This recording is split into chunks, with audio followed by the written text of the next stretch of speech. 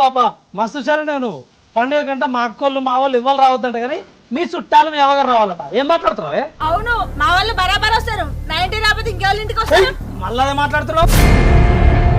బరాబర్ ఏంది బరాబర్ వచ్చేది మా వాళ్ళు వస్తేనే మీ వాళ్ళు రావాలి లేకపోతే ఎవరు రావద్దు అసలు పండుగ లేదు. ఎందుకు రావద్దు? ఎందుకు రావద్దు ఎందుకు అసలు మా కింద రావద్దు మరి మా అక్క కంట్లో పెట్టుకుంటావు నువ్వు కంటే పెట్టుకున్నా మొత్తం మొత్తం మొత్తం మీ అక్కనే మరి కాదు వారంలో 4-5 సార్లు ఈయన ఉంటారు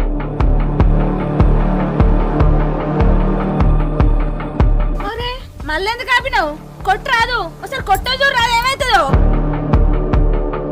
ఏయ్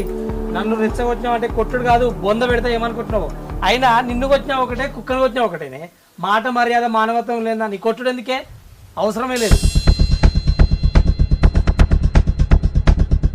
చాలు సాతగాని మాటలు బాగానే మాట్లాడుతున్నావు అయినా నువ్వు మీ అక్క గురించి నాతో పంచాయతీ పెట్టుకుంటున్నావు చూసినావా అప్పుడే అర్థమైంది నువ్వు వేసుంటాను బావు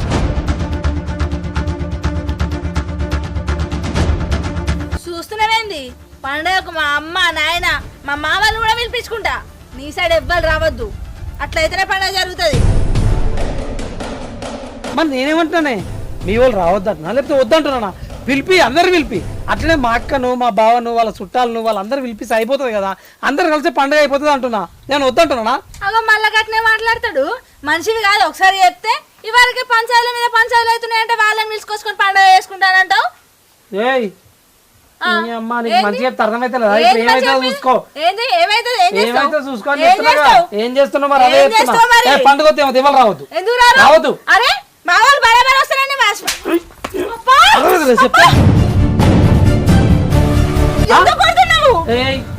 నాకు కోపం రాని చెప్తున్నా మరి